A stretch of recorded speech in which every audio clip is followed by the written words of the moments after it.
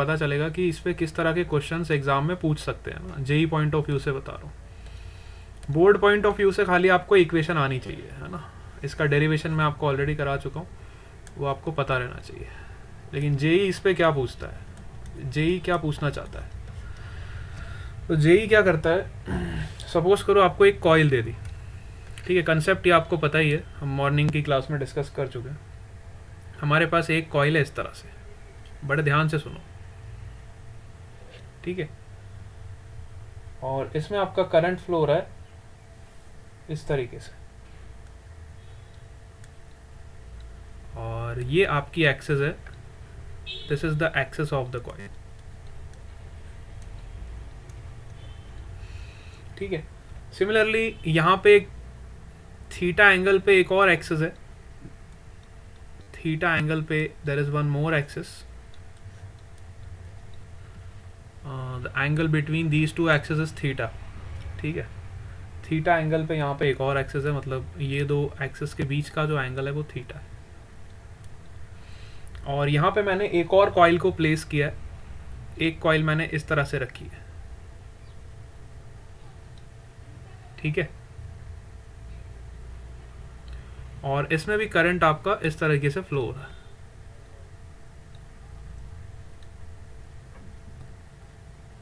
ठीक है। इसमें आपका करंट इस तरीके से फ्लो हो रहा है, इसमें स्मॉल आई करंट जा रहा है और इसमें मैं कैपिटल आई करंट लिख देता हूँ ताकि कंफ्यूजन नहीं हो, ठीक है। बड़ी वाली कॉइल में बड़ा करंट, छोटी वाली कॉइल में छोटा करंट, ठीक है। तो ये वाली जो छोटी सी कॉइल है ना, इसके नंबर ऑफ टर्न्स आपको दिए हुए हैं n। ये छोटी वाली कॉइल के आपको नंबर ऑफ टर्न्स कितने दिए हुए हैं, n के बराबर, है ना। छोटी वाली कॉइल के नंबर ऑफ टर्न्स आपको n दिए हुए हैं। तो हमें फाइंड करना है what is the value of torque which is experienced by this small coil, torque which is experienced by this small coil,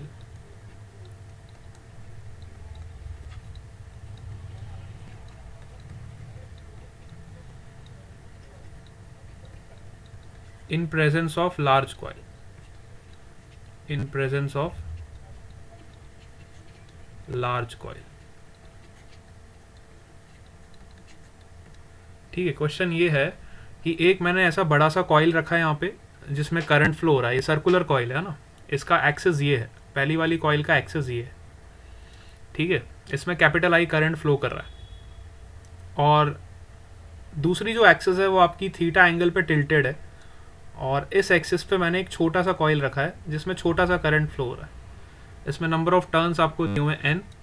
तो आपको फाइंड करना है कि इस छोटी सी कॉइल पे कितना टॉर्क एक्सपीरियंस होगा बड़ी वाली कॉइल की वजह से, है ना। बड़ी वाली कॉइल की वजह से इस छोटी वाली कॉइल पे कितना टॉर्क लगेगा, ठीक है। काफ़ी बढ़िया क्वेश्चन है, और यहाँ पे आपको मैं इस इक्वेशन का पूरा फील करा दूंगा कि इस इक्वेशन को आपको कैसे अप्लाई करना है, ठीक है। जेई का मतलब यही होता है, आपको पूरा फील आ जाएगा इस इक्वेशन का कि how to apply this equation, ठीक है।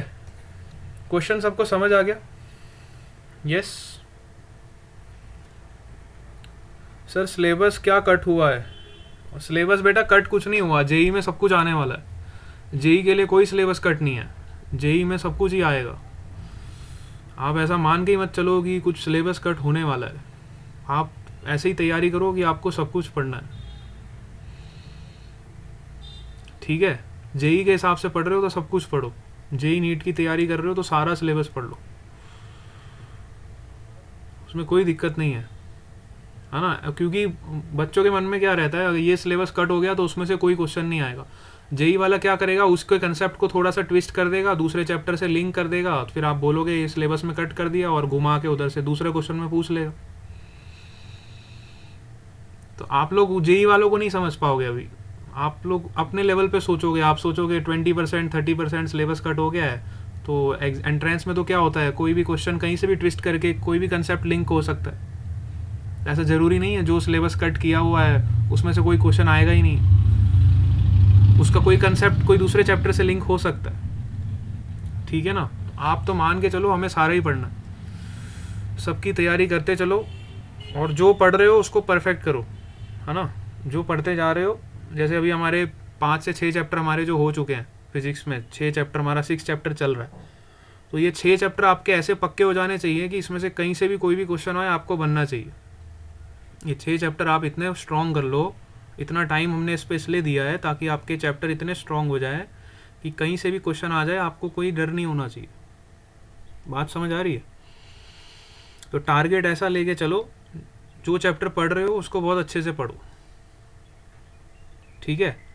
और सिलेबस का कट वगैरह वो सब मत सोचो। अगर आप एंट्रेंस के लिए सही में पढ़ रहे हो तो बिल्कुल भी मत सोचो कि क्या कट हुआ क्या नहीं हुआ। हाँ, बोर्ड के लिए मैं कह सकता हूँ, बोर्ड के लिए एक बार आप सोच लेना, जो कट हुआ है उसको कुछ नेग्लेक्ट कर सकते हो, क्योंकि बोर्ड में सीधा सीधा पेपर आता है और जो कट किया होता है उसमें से वो स्ट्रिक्टली नहीं पूछते।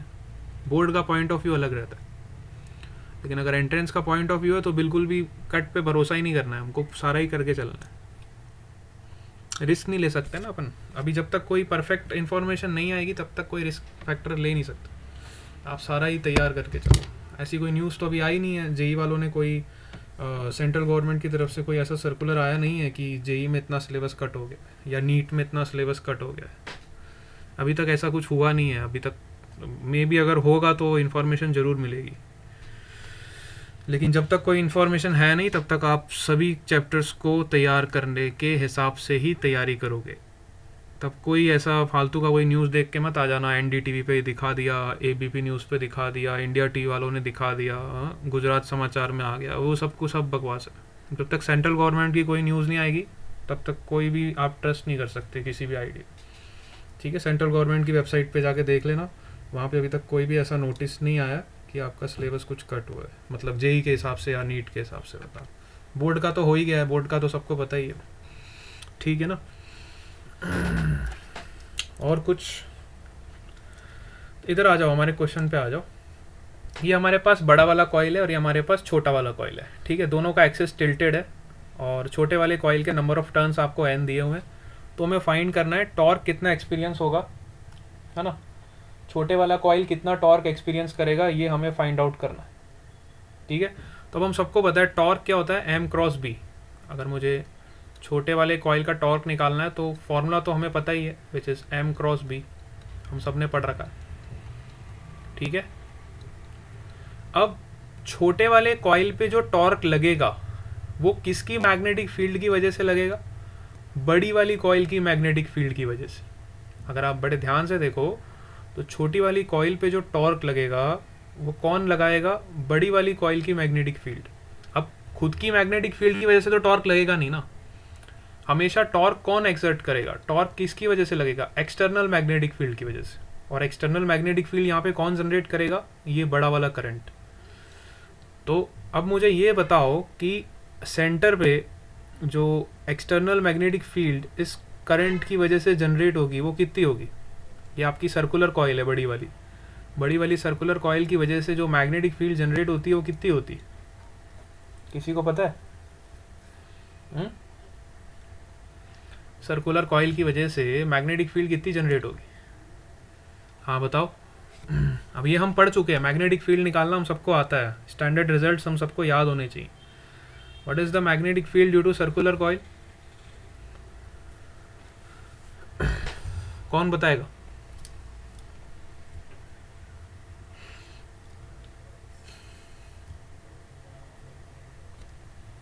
Yes, mu naught I upon 2r, हाँ बहुत बढ़िया। सर्कुलर कॉइल की वजह से जो मैग्नेटिक फील्ड पैदा होगी वो कितनी होगी। अच्छा, रेडियस भी आपको दे देता हूँ, रेडियस मैंने नहीं दिया ना, तो इसका रेडियस आप कैपिटल R ले लो और इसका रेडियस आप स्मॉल r ले लो। छोटी कॉइल मतलब छोटा रेडियस, बड़ी कॉइल मतलब बड़ा रेडियस, ठीक है। तो इसकी वजह से जो मैग्नेटिक फील्ड होगी वो कितनी होगी, mu naught into capital I upon 2r। ये मैग्नेटिक फील्ड जो है ये टॉर्क जनरेट करेगी, मतलब m क्रॉस b जब मैं करूँगा तो मैग्नेटिक फील्ड किसकी लूँगा, बड़े वाले कॉइल की, है ना। तो बड़े वाले कॉइल का जो मैग्नेटिक फील्ड का वेक्टर होगा वो किस डायरेक्शन में होगा। अब राइट हैंड थंब रूल से आप डायरेक्शन निकाल सकते हो, और अपने हैंड को कर्ल करो तो देखो आपका मैग्नेटिक फील्ड का वेक्टर ऊपर की तरफ आएगा। मैग्नेटिक फील्ड का वेक्टर आपका ऐसे आएगा, this is the direction of your magnetic field vector. ठीक है, ये आपका मैग्नेटिक फील्ड का वेक्टर होगा। ठीक है, अब क्या मुझे आप बता सकते हो एम वेक्टर का डायरेक्शन किधर होगा? मतलब magnetic moment of this small coil, हमें टॉर्क किसके निकालना है? छोटे वाली कॉइल पे टॉर्क निकालना है। तो छोटी वाली कॉइल के लिए आपका मैग्नेटिक मोमेंट का वेक्टर डायरेक्शन क्या होगा?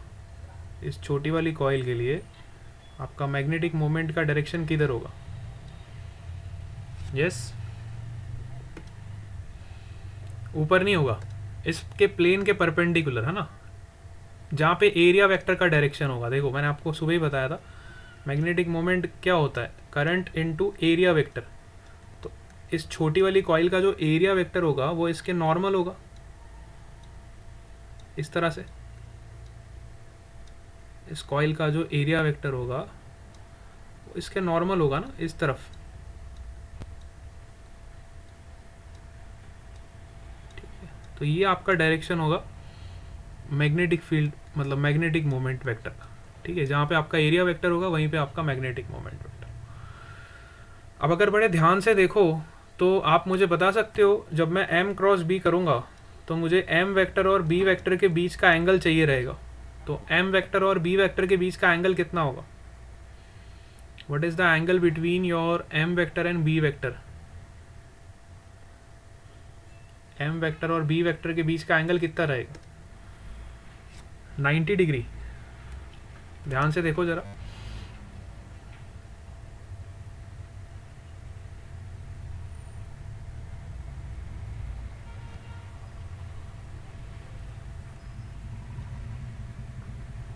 एम वेक्टर और बी वेक्टर के बीच का एंगल कितना रहेगा?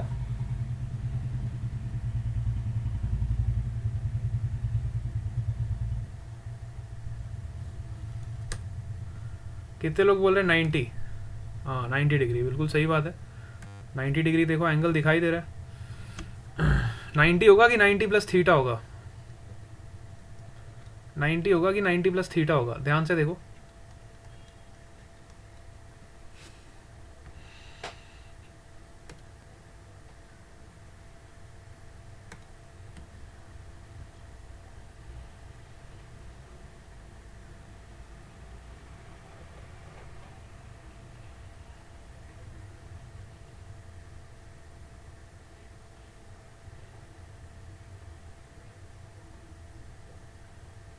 हम्म,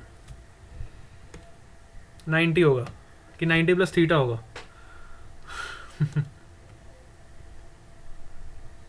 अभी भी कंफ्यूज हो रहे हो? ये थोड़ा 3D में डायग्राम इमेजिन नहीं हो पा रहा क्या आप लोगों से? डायग्राम को इमेजिन कर पा रहे हो?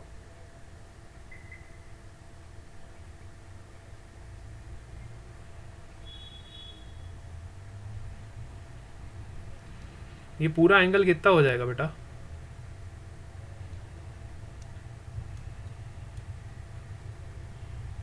ये टोटल एंगल आपको लेना है ना, यहां से लेके यहां तक। समझ आ रही है कि नहीं आ रही? टोटल एंगल कंसिडर करोगे ना, मैग्नेटिक मोमेंट वेक्टर का और बी वेक्टर का जो टोटल एंगल बनेगा दोनों के बीच में, वो एंगल कंसिडर करोगे।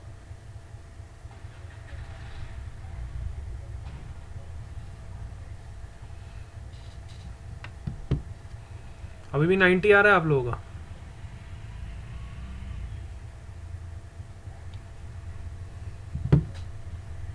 कितों को 90 आ रहा है, कितों को 90 प्लस थीटा आ रहा है? सही सही बताओ, फिर मैं उस तरीके से आपको समझा दूंगा।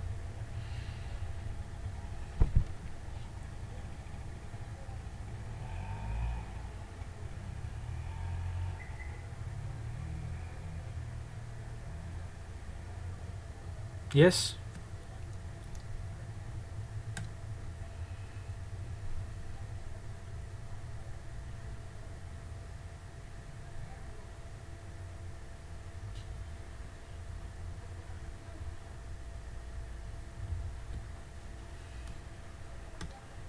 अभी भी नहीं समझ आया?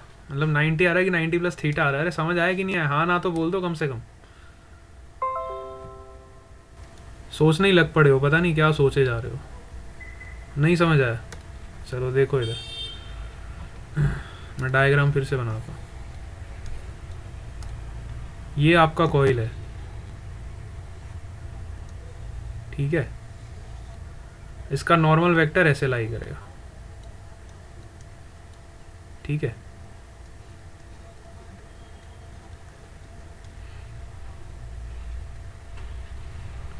यहाँ पे आपका दूसरा कॉइल रखा गया, बट ध्यान से देखना,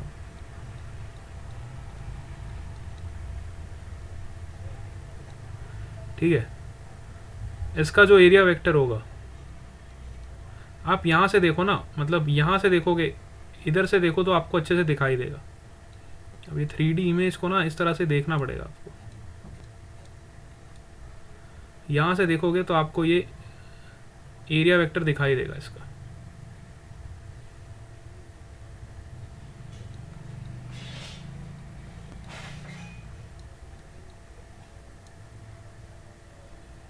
ठीक है। इसको और अच्छे से बना देता हूँ।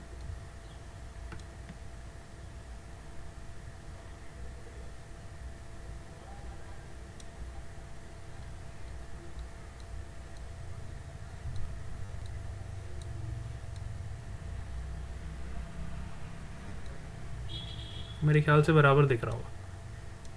इसमें करंट ऐसे फ्लो कर रहा है,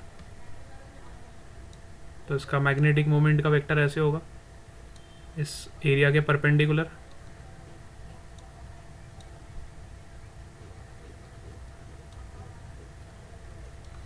ठीक है।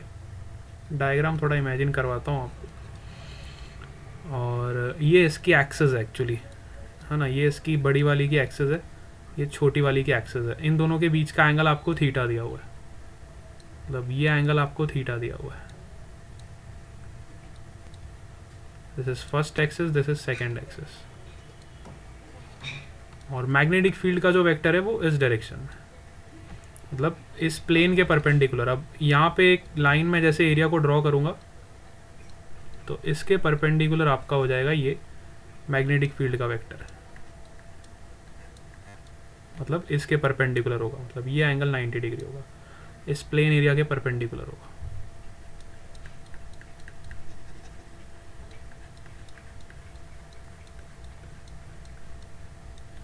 ठीक है।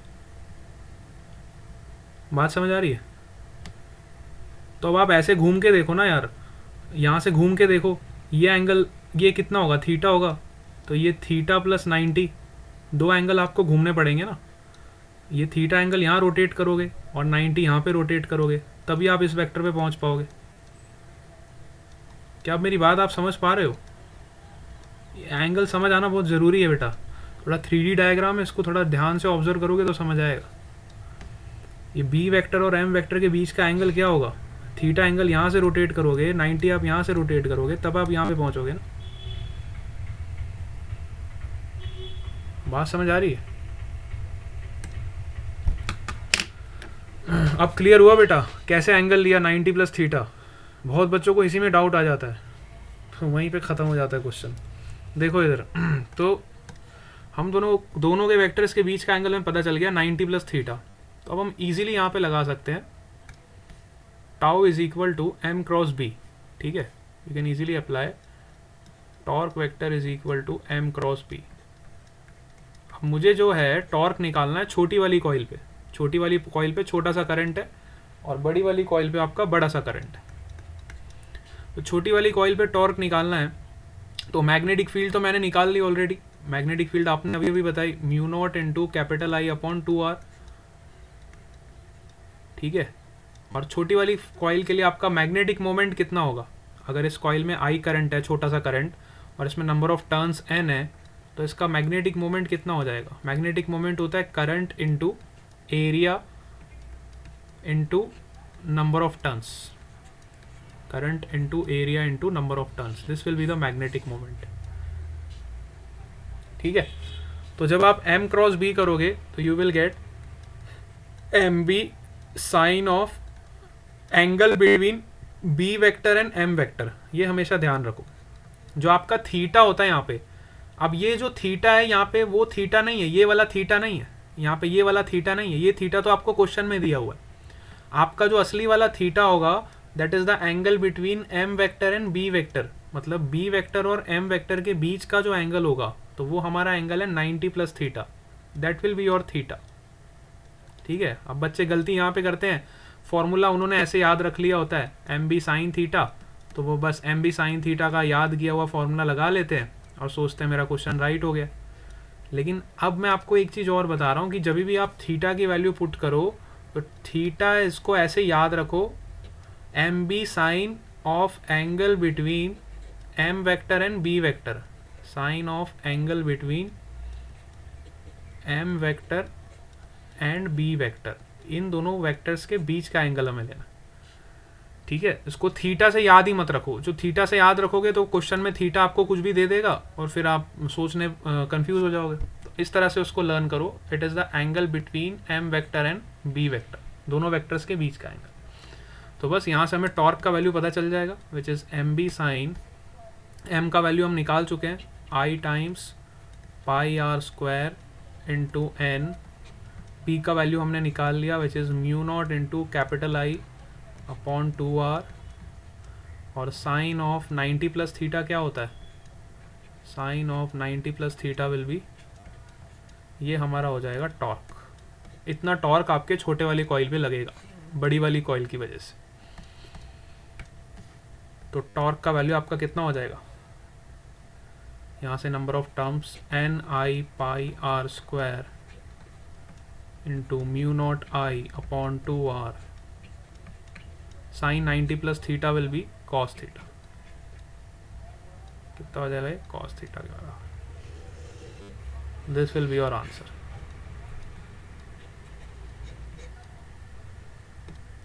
ठीक है, समझ आया सबको?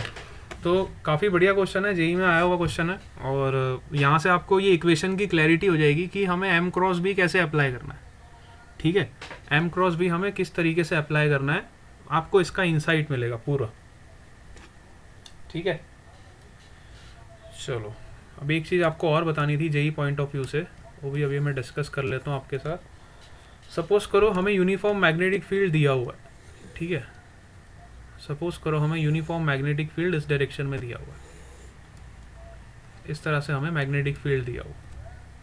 ठीक है, और हमने यहाँ पे एक करंट कैरिंग लूप रखा है, यहाँ पे हमने इस तरह से एक करंट कैरिंग लूप रखा हुआ है, इसमें कुछ करंट फ्लो हो रहा है which is placed in a uniform magnetic field. Current carrying loop is placed in your uniform magnetic field. ठीक है, तो हमें फाइंड करना है what is the work done in changing the current loop in magnetic field, है ना। मतलब अगर मुझे इस लूप का ओरिएंटेशन चेंज करना है, मतलब सपोज करो इनिशियली इसका जो ओरिएंटेशन है हम कैसे मेजर करेंगे, इसके एरिया वेक्टर से। इसका एरिया वेक्टर ऐसे होगा, इसके प्लेन के परपेंडिकुलर, ये इसका एरिया वेक्टर होगा, जहाँ पे इसका एरिया वेक्टर होगा वहीं पे इसका मैग्नेटिक मोमेंट का वेक्टर होगा, और हम हमेशा एरिया वेक्टर से ही हमारा एंगल मेजर करते हैं। तो सपोज करो मैग्नेटिक फील्ड के साथ इसका एंगल इनिशियली कितना है, φ1। ठीक है, इनिशियली इसका एंगल है φ1, और फाइनली हमने इसका ओरिएंटेशन कुछ चेंज कर दिया। सपोज करो मतलब मैंने इस कॉइल को अपने हाथ से पकड़ के इसको ऐसे करके कुछ घुमा दिया, मतलब सोचो ऐसे करके मैंने कुछ घुमा दिया।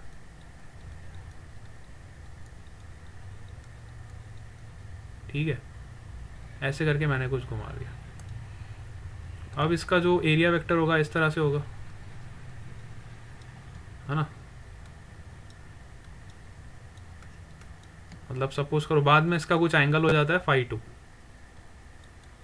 ठीक है, मतलब तो अब मुझे φ1 से φ2 घुमाने में कितना वर्क डन करना पड़ेगा। क्वेश्चन ये है कि अगर मैं किसी करंट कैरिंग लूप को यूनिफॉर्म मैग्नेटिक फील्ड में अगर रोटेट करता हूँ तो उसके लिए मुझे कितना वर्क डन करना पड़ेगा, दैट इज़ द क्वेश्चन।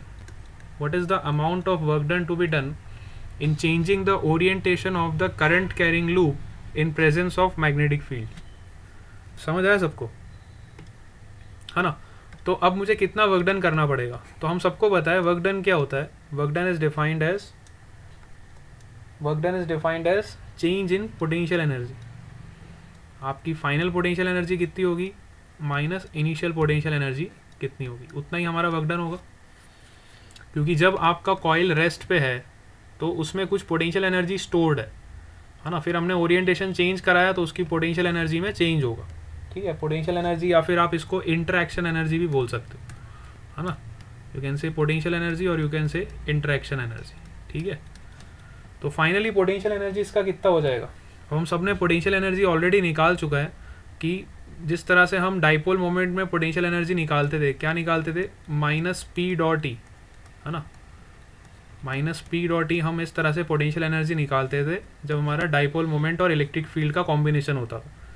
तो वैसे ही जब हमारा मैग्नेटिक फील्ड और मैग्नेटिक मोमेंट का कॉम्बिनेशन होगा तो हमारा जो पोटेंशियल एनर्जी होगा वो क्या होगा, माइनस एम डॉट बी। ये मैं आपको चीज़ ऑलरेडी कल बता चुका हूँ। पोटेंशियल एनर्जी का इंटरेक्शन हम डायरेक्टली डाइपोल मोमेंट से कनेक्ट कर सकते हैं।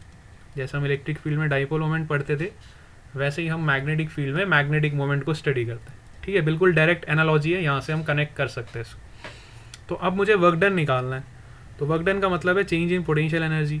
अब चेंज इन पोटेंशियल एनर्जी क्या होगा, आपका final potential energy minus initial potential energy.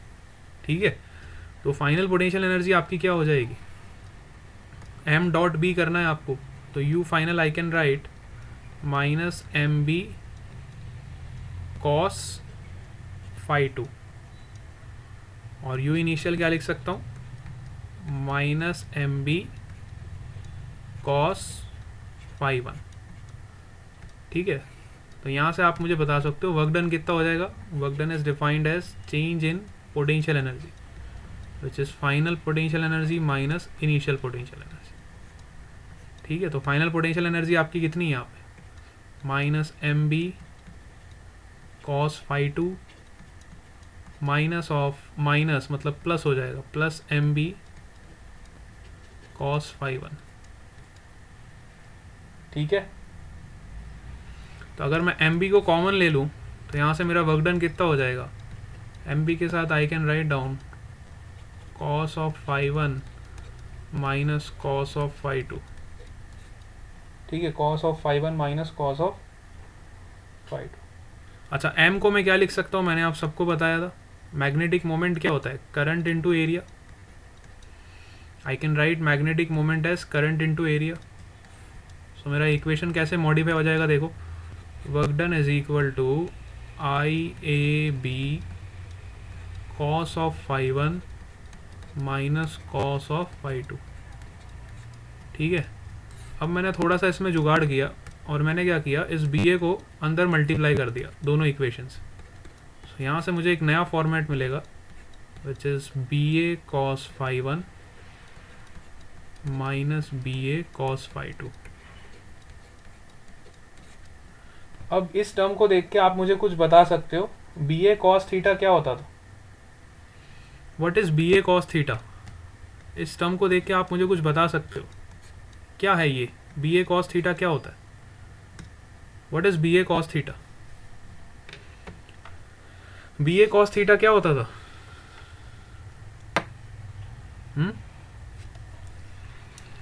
B A cos theta को मैं क्या लिख सकता हूं, magnetic flux. B A cos phi one को मैं क्या लिख सकता हूं, अरे जैसे आप ई डॉट ए करते थे तो आपको क्या मिलता था, ई ए कॉस थीटा। तो ई ए कॉस थीटा आपका क्या होता था, इलेक्ट्रिक फ्लक्स होता था। ई ए कॉस थीटा आप क्या करते थे, इलेक्ट्रिक फ्लक्स बोलते थे ना इसको। E A cos theta is your electric flux. अब यहाँ पे हमें क्या मिला है, बी ए कॉस थीटा। तो बी ए कॉस फाई को मैं क्या लिख सकता हूँ यार, this is your magnetic flux. तो मैग्नेटिक फ्लक्स को डिफाइन करने के लिए मैं यहाँ पे कैपिटल फाई यूज़ करूँगा, आई टाइम्स, अब ये छोटा फाई मान लो और इसको बड़ा फाई मान लो, दिस इज मैग्नेटिक फ्लक्स, है ना, phi one minus phi two. ठीक है, ये आपका मैग्नेटिक फ्लक्स होगा। तो यहाँ से जो रिलेशन हमें मिला है, this relation is very important, that is work done in changing the orientation of your current carrying loop is defined as I times phi one minus phi two. तो मैं इसको ऐसे भी लिख सकता हूँ, negative of delta phi, where phi is your magnetic flux. ये वाला फाई अलग है। हाँ, ये छोटा वाला फाई जो है ये आपका एंगल है between magnetic field and magnetic moment. This is the angle, this is not flux. और ये जो पूरा टर्म है ये आपका कैपिटल फाई 2 है, this is your magnetic flux. बात समझ आ रही है? So this relation is very important. कोई भी आपको वर्क डन निकालने के लिए बोला हो, in changing the orientation of this current carrying loop in presence of uniform magnetic field, and you directly find work done by this equation which is minus I times delta phi. ये आपको equation clear हो गया सबको? एक बार copy कर ले। हाँ, इसको कॉपी कर लो, बिल्कुल कॉपी करो, बहुत इंपॉर्टेंट चीज़ है ये, जेई पॉइंट ऑफ व्यू से बहुत इंपॉर्टेंट है, बोर्ड्स में नहीं है ये। हाँ, इसको यहाँ से कॉपी करो, यहाँ से डायग्राम बनाओ और फिर इसको कॉपी करो।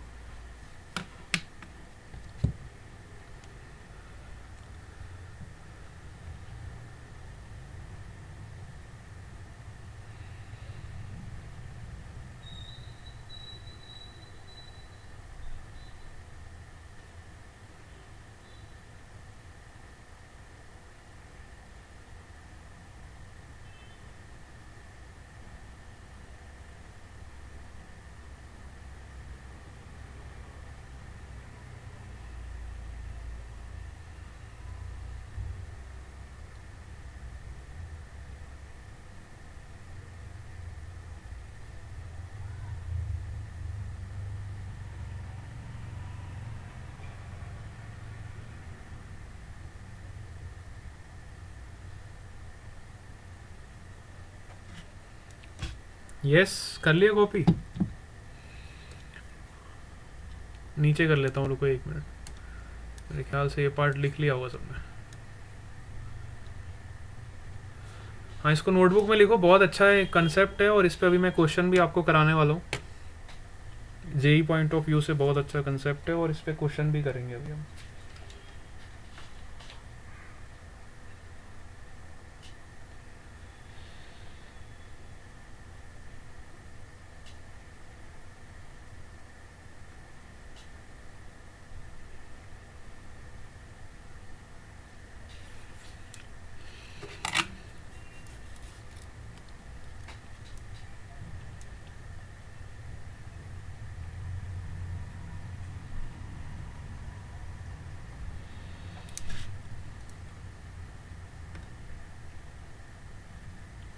हो गया? नो सर, जो सर, नो सर, क्या बोल रहे हो, समझ नहीं आ रहा। ये वाला पार्ट लिख लिया सबने?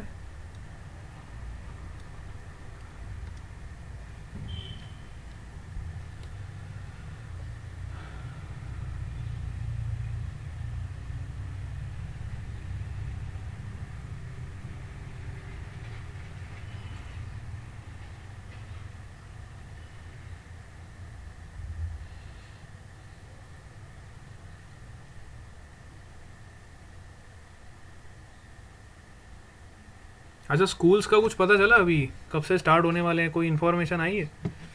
मेरे ख्याल से अभी तो कोरोना और बढ़ता जा रहा है। अभी जो रिपोर्ट आई है उसके हिसाब से तो और ज़्यादा केसेस निकल रहे हैं, तो मुझे तो नहीं लगता कि ये महीने तो पॉसिबल हो पाएगा, या फिर नेक्स्ट मंथ भी पॉसिबल हो पाएगा।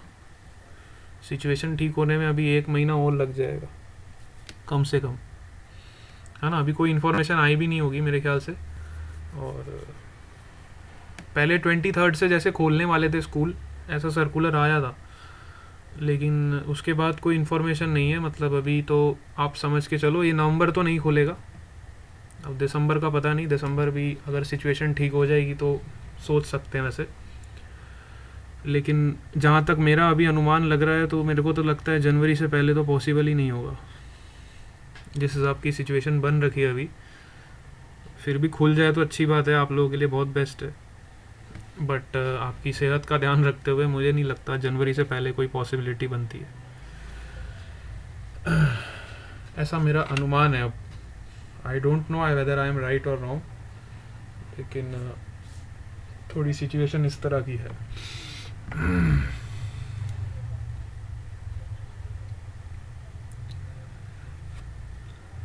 चलो, ये कॉपी हो गया सबका, आगे चलें फिर हम। सर। बहुत बढ़िया। चलो एक सवाल करके देखते हैं इस पे। सपोज करो हमारे पास एक कॉइल है इस तरह का, ठीक है, और इसमें करंट इस तरह से फ्लो कर रहा है, और इसको हमने यूनिफॉर्म मैग्नेटिक फील्ड के प्रेजेंट में रखा हुआ है। ठीक है, यूनिफॉर्म मैग्नेटिक फील्ड में हमने इसको रखा है। ठीक है, अब मैंने आपको बोला कि find the work done required to pull this coil. अब हमें इस कॉइल को यहाँ से हटाना है, मतलब मैग्नेटिक फील्ड से हटाना है ना। Work done required to pull this coil from the magnetic field. Initially आपकी कॉइल जो है ये मैग्नेटिक फील्ड में प्रेजेंट इनिशियली, और फाइनली आपको कॉइल को पुल करके ऐसे रीजन में ले जाना है जहाँ पे कोई भी मैग्नेटिक फील्ड नहीं हो, है ना। आपको इसको पुल करके ऐसे रीजन में ले जाना है जहाँ पे कोई भी मैग्नेटिक फील्ड ना हो। बात समझ आ रही है? तो इसको पुल करने के लिए हमें कितना वर्क करना पड़ेगा, इसको पुल करने के लिए हमें कितना वर्क डन करना पड़ेगा। तो अभी अभी मैंने आपको बताया कि work done in moving a current carrying coil in presence of magnetic field is defined as minus of I times change in magnetic flux. Minus of I times change in magnetic flux. ठीक है, अब इसमें current तो हमें given है, current इसमें I carry हो रहा है। ठीक है, करंट हमें पता है, और इनिशियली आपको ये भी पता है कि इसका जो मैग्नेटिक मोमेंट का वेक्टर होगा, इनिशियली आपकी कॉइल ऐसे है ना, तो इसका मैग्नेटिक मोमेंट का वेक्टर क्या होगा? मैग्नेटिक मोमेंट का वेक्टर राइट हैंड रूल से आप निकाल सकते हो। करंट की डायरेक्शन में अपनी फिंगर को कर्ल करो तो आपका जो थंब जाएगा वो अंदर की तरफ जाएगा, मतलब मैग्नेटिक मोमेंट का जो वेक्टर है वो इनटू द प्लेन आएगा। और मैग्नेटिक फील्ड आपको दिया हुआ है which is also into the plane. दोनों वेक्टर्स आपके प्लेन के इनसाइड, ध्यान से देखो, दोनों जो वेक्टर्स हैं आपके प्लेन के इनसाइड, है ना। तो इनिशियली आपका मैग्नेटिक फ्लक्स क्या हो जाएगा? एरिया वेक्टर का डायरेक्शन अगर मैं बोलूँ तो एरिया वेक्टर का डायरेक्शन भी आपका इनटू द प्लेन है। जो डायरेक्शन आपका मैग्नेटिक मोमेंट वेक्टर का होता है वही डायरेक्शन आपके एरिया वेक्टर का भी होता है। ठीक है, तो अब हमें पता है कि वर्क डन क्या होता है। Work done is defined as minus I times delta phi. Minus I times delta phi means change in magnetic flux which is phi two minus phi one. तो अगर मैं बात करूँ फाइनली, तो आपने उसको मैग्नेटिक फील्ड से बाहर निकाल दिया। फाइनली आपने इस कॉइल को मैग्नेटिक फील्ड से बाहर निकाल दिया, मतलब यहाँ पे कोई भी मैग्नेटिक फील्ड जीरो, फाइनली कोई भी मैग्नेटिक फील्ड प्रेजेंट नहीं है ना। फाइनली आपकी कोई भी मैग्नेटिक फील्ड प्रेजेंट नहीं है। अगर फाइनल कोई भी मैग्नेटिक फील्ड नहीं है तो फाइनल आपका फ्लक्स कितना हो जाएगा? फाइनल आपका मैग्नेटिक फ्लक्स क्या हो जाएगा? ज़ीरो। और इनिशियल मैग्नेटिक फ्लक्स आपका कितना होगा? इनिशियल मैग्नेटिक फ्लक्स आपका कितना हो जाएगा? इनिशियल मैग्नेटिक फ्लक्स आपका हो जाएगा B A cos of angle between B and A, तो cos zero. Initial magnetic flux आपका कितना हो जाएगा? B A cos zero, B A cos zero. तो बस यहाँ से आपको वर्क डन का वैल्यू पता चल जाएगा। Work done is equal to minus I times into minus B A. ठीक है, तो ये हो जाएगा आपका I B A. This is your work done. समझ आया किस तरह से हमने इस इक्वेशन का यूज़ किया वर्क डन निकालने में? क्लियर हुआ ये वाला पार्ट सबको? Yes yes sir. है ना, इस तरह से हम वर्क डन का कैलकुलेशन करते हैं। किसी को नहीं समझ आया तो बता दो, नहीं तो हम एक सवाल और करते हैं इस पर, तो आपको डेफिनेटली समझ आ जाएगा। एक बढ़िया सा क्वेश्चन उठाता हूँ। मजा आ गया। नहीं समझ आया? आ गया समझ। आ गया समझ, चलो ठीक है। ठीक है, तो ये कंसेप्ट बहुत ही इंपॉर्टेंट है जेई पॉइंट ऑफ व्यू से, इसको नोट करके रखना, और ये फार्मूला ज़रूर अपनी फार्मूला कॉपी में ऐड कर लेना कि work done in changing the orientation of this coil in presence of uniform magnetic field is minus I times delta phi, where phi is your magnetic flux. ऐसे लिख देना वहाँ पे, नहीं तो एंगल की वैल्यू पुट कर देंगे कई बच्चे, इसको मैग्नेटिक फ्लक्स। ठीक है, चलो एक सवाल और करते हैं जो इसी कंसेप्ट पे है, फिर हम आगे चलेंगे। ठीक है, सपोज करो हमारे पास एक इनफाइनाइटली लॉन्ग वायर है। ठीक है, एक इन्फिनिटली लॉन्ग वायर है जिसमें कुछ करंट कैरी हो रहा है आई, और यहाँ पे हमने एक इस तरह का लूप रखा है। यहाँ पे हमने इस तरह का एक लूप रखा हुआ है, इसको मैं नाम दे देता हूँ ABCD। This is A, this is B, this is C, this is D। ठीक है, which is kept at a distance of r from this infinitely long wire। infinitely long wire से r डिस्टेंस पे एक loop रखा है जिसमें current इस तरह से फ्लो कर रहा है, क्लॉकवाइज डायरेक्शन। ठीक है, इसमें करंट में I1 ले लेता हूँ और इसमें करंट में I2 ले लेता हूँ। Let's say infinitely long wire में करंट आपका I1 फ्लो कर रहा है और इस लूप में आपका करंट I2 फ्लो कर रहा है। ठीक है, अब हमने क्या किया, इस लूप का लेंथ भी दिया हुआ है, दैट इज द L।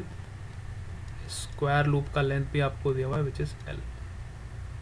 अब हमने क्या किया, देखो इस लूप को ये वाली एक्सिस के अबाउट फ्लिप कर दिया। मतलब ये जो आपकी एक्सिस यहाँ से पास हो रही है, BC वाली जो एक्सिस है, इसके अबाउट हमने इस लूप को फ्लिप कर दिया। तो फ्लिप कर देंगे तो आपका लूप इस तरह से बनेगा, मतलब इसको 180 डिग्री से ऐसे घुमा दिया, इस तरह से मैंने इसको फ्लिप कर दिया, है ना। 180 डिग्री से मैंने इसको फ्लिप कर दिया। तो जैसे ही फ्लिप करूँगा तो ये वाला A वाला पार्ट जो है इधर आ जाएगा। फ्लिप करने के बाद आपका जो ये A है ये इधर आ जाएगा, A डैश बन जाएगा, और D है वो इधर आ जाएगा, वो D डैश बन जाएगा, और इसमें करंट की डायरेक्शन रिवर्स हो जाएगी। मतलब फ्लिप कर दोगे तो करंट फिर इस तरह से फ्लो करने लगेगा। बात समझ पा रहे हो? मैंने क्या किया, इस ABCD जो आपका स्क्वायर वाला कॉइल दिया हुआ है, इसको मैंने फ्लिप कर दिया 180 डिग्री से। हाँ, तो मुझे फाइंड करना है what is the work done in flipping this coil by 180 degree. इसको फ्लिप करने के लिए मुझे कितना वर्क करना पड़ेगा, है ना। इस कॉइल को, ABCD को, इस एक्सिस के अबाउट, ये आपकी एक्सिस ऑफ रोटेशन है। ठीक है, this is your axis of rotation. इस एक्सिस के अबाउट हमने इसको फ्लिप किया। तो इसको फ्लिप करने के लिए हमें कितना वर्क डन करना पड़ेगा। ठीक है, कितना वर्क डन करना पड़ेगा, ये हमारा क्वेश्चन है। सबको क्वेश्चन समझ आ गया? Yes, all of you got the question? Yes sir. बहुत बढ़िया। तो अब हमें क्या करना है, यहाँ पे सेम कंसेप्ट लगाना है जो अभी हमने पढ़ा।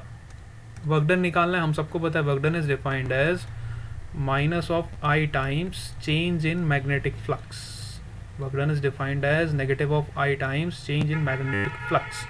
चेंज इन फ्लक्स निकालने के लिए मुझे final flux minus initial flux करना पड़ेगा, है ना। तो पहले मुझे φ1 निकालना पड़ेगा, फिर मुझे φ2 भी निकालना पड़ेगा, फिर मुझे दोनों को सबट्रैक्ट करना पड़ेगा।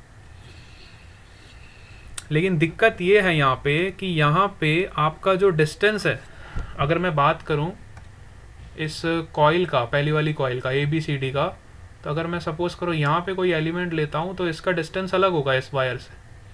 यहाँ पे कोई एलिमेंट लूँगा तो उसका डिस्टेंस फिर अलग होगा। तो हर पॉइंट पे आपकी मैग्नेटिक फील्ड चेंज हो रही है। आप यहाँ से नोटिस करो, जो I1 करंट जो इन्फिनिटली लॉन्ग वायर में फ्लो कर रहा है, इसकी वजह से eight each and every point on this loop the magnetic field is changing because your R is changing, है ना। ये तो R आपकी, यहाँ से तो आपकी कॉइल स्टार्ट हो रही है, लेकिन आपकी कॉइल एंड कहाँ पे हो रही है, R प्लस L पे एंड हो रही है। ठीक है, पहले केस में क्या हो रहा है, इनिशियल फ्लक्स जब मैं निकालूंगा तो इनिशियल फ्लक्स में कैसे निकालूंगा कि मेरी कॉइल स्टार्ट कहाँ से हो रही है, R से, और एंड कहाँ पे हो रही है, R प्लस L से।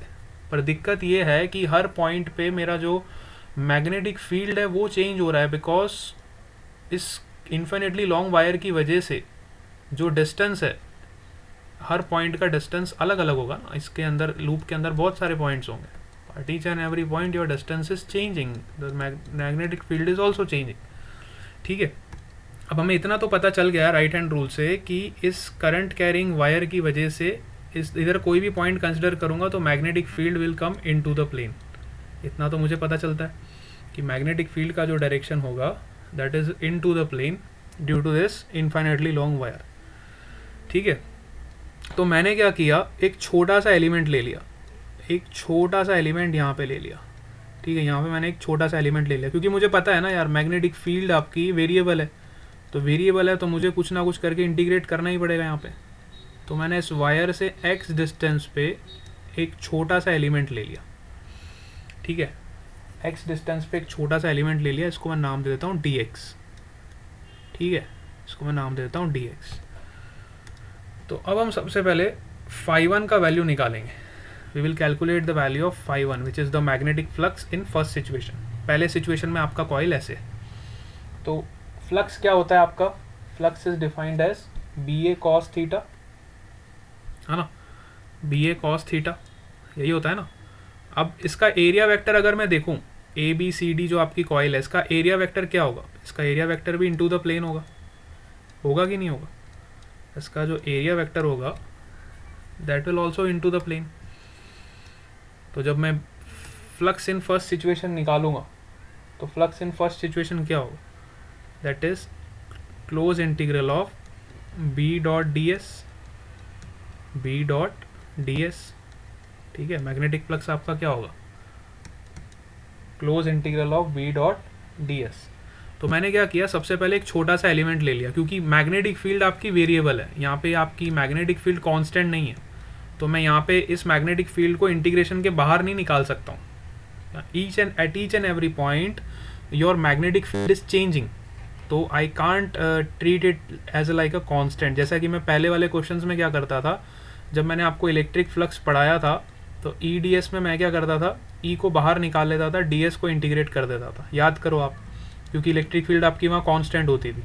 तो यहाँ पे वो केस नहीं है, यहाँ पे आपकी मैग्नेटिक फील्ड है जो डिस्टेंस का फंक्शन है, मतलब इस वायर से हर डिस्टेंस पे eight each and every point your magnetic field is changing, it is variable, तो मैं इसको कांस्टेंट की तरह ट्रीट नहीं कर सकता हूँ। इसलिए मैंने छोटा सा एलिमेंट लिया और उस पर मैग्नेटिक फील्ड निकाली।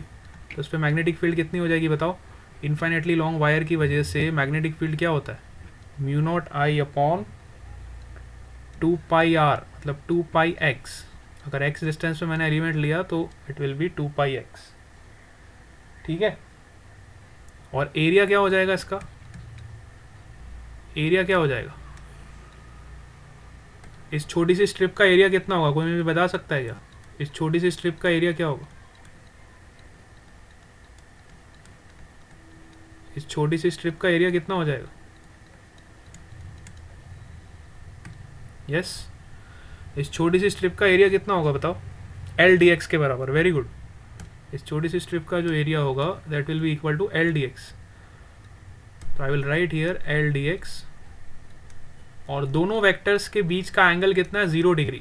देखो आपका जो मैग्नेटिक फील्ड का वेक्टर है that is also into the plane and area vector is also into the plane, तो दोनों वेक्टर्स के बीच का एंगल आपका 0 डिग्री। तो I will put here B A cos theta means cos 0 and I will integrate this.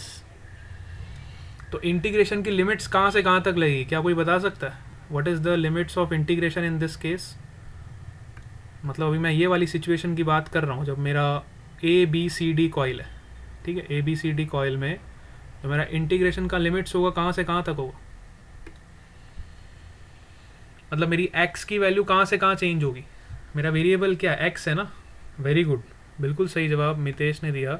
x की value देखो आपकी r से लेके r प्लस एल तक चेंज होगी, क्योंकि आपकी कॉइल कहाँ से स्टार्ट हो रही है, r से, और आपकी कॉइल एंड कहाँ पे हो रही है, r प्लस एल पे एंड हो रही है। ठीक है, r प्लस एल पे आपकी कॉइल एंड हो रही।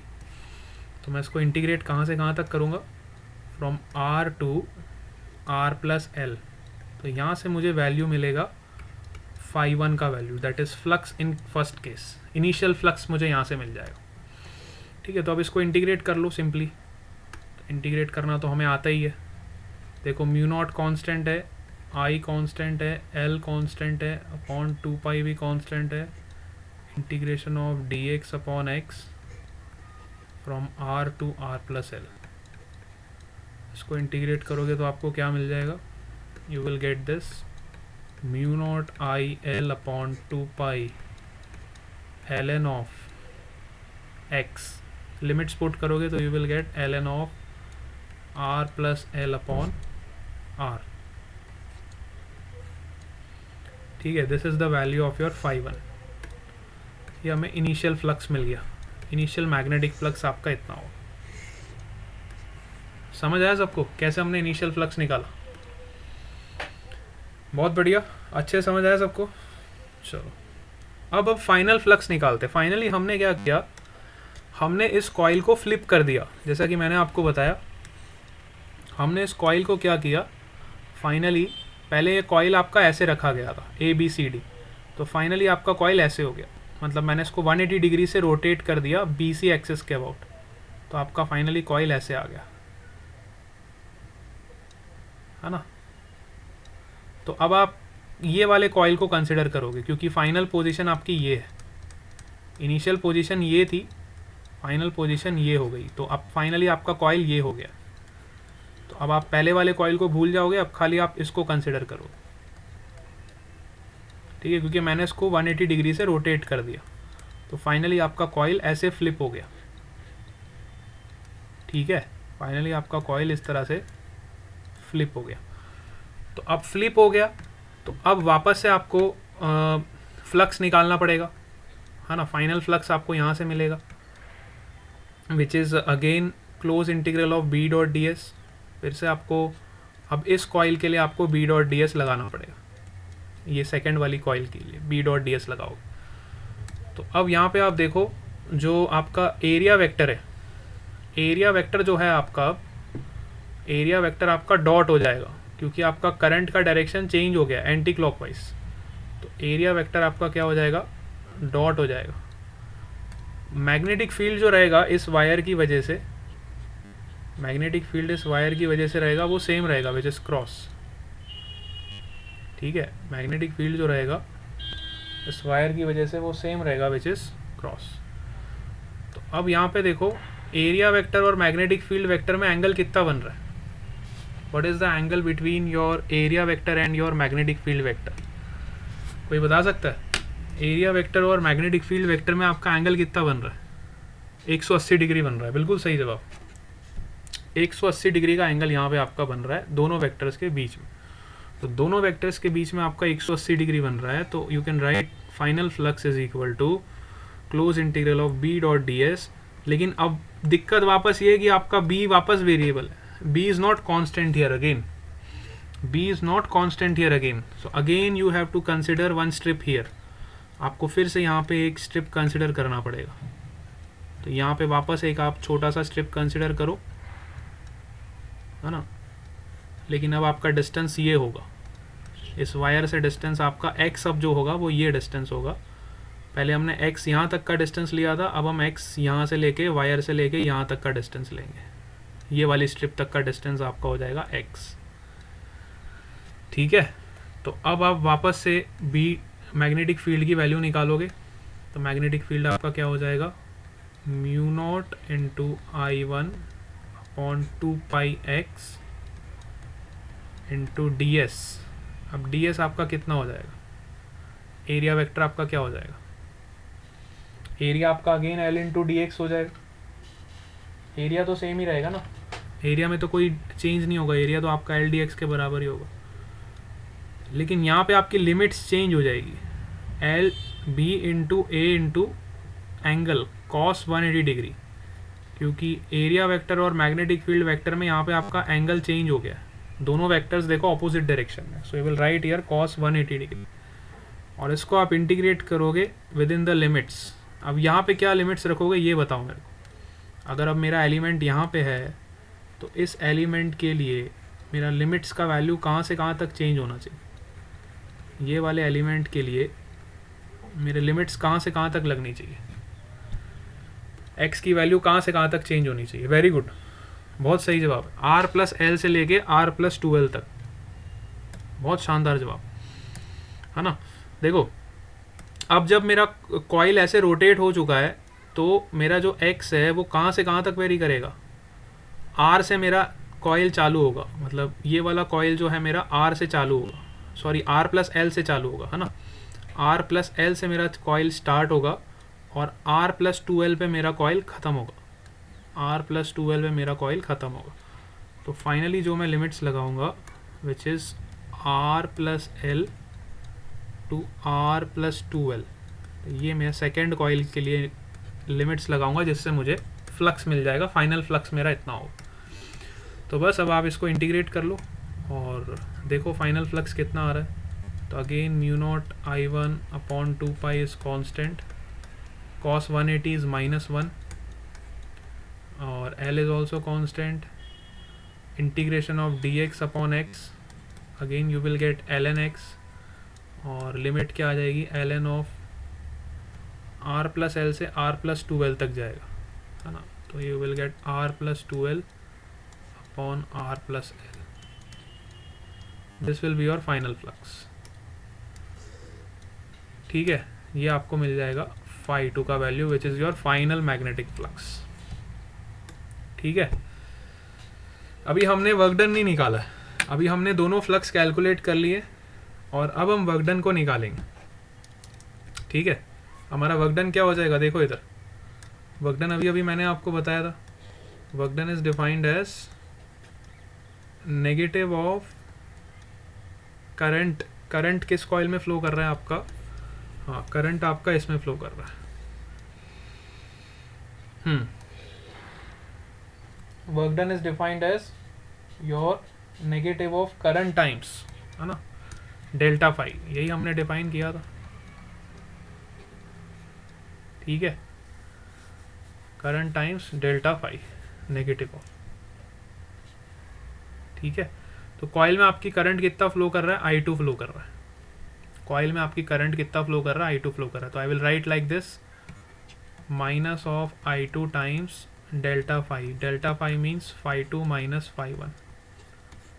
तो अब हमें φ2 का वैल्यू भी पता है और φ1 का वैल्यू भी पता है, तो यहाँ पे मैं सब्सटीट्यूट कर सकता हूँ दोनों का वैल्यूज़, तो मेरे को फाइनल वर्क डन मिल जाएगा यहाँ से नेगेटिव ऑफ I2 टाइम्स φ2 का वैल्यू कितना है, पुट करो, देखो mu naught I1 upon L upon 2 पाई, ये कांस्टेंट वाला पार्ट में बाहर निकाल लेता हूँ, है ना। और जब मैं इसको सब्ट्रैक्ट करूँगा तो मुझे क्या मिलेगा, माइनस और माइनस प्लस हो जाएगा, तो you will gate ln of r plus L upon r plus ln of r plus 2L upon r plus L. ठीक है, ये टर्म आपका अंदर बचेगा। ठीक है, इसको मैं I1 बोल देता हूँ और इसको मैं I2, स्मॉल I2 लिया था हमने तो स्मॉल I2 इसको ले लो। ठीक है, समझ आया। तो वर्क डन आपका कितना आ जाएगा, यहाँ से इसको सॉल्व करोगे फाइनली जो आंसर आएगा वो। ठीक है, अब मैथमेटिक्स का पार्ट है, अब now it is a part of mathematics. ठीक है, क्वेश्चन मेरे को आपको यही कंसेप्ट समझाना था कि अगर हमें वर्क डन निकालना है तो वर्क डन निकालने का जो बेसिक फंडामेंटल है वो यही है, it is defined as current times change in magnetic flux, negative of current times change in magnetic flux. मेरे ख्याल से आज के लिए इतना ही काफ़ी है, आज हम क्लास को यहीं पे एंड करते हैं। मेरे ख्याल से सबको ये पार्ट क्लियर हो गया होगा। ठीक है बेटा, okay, today we are ending here only. Sir. Okay, bye bye to all of you.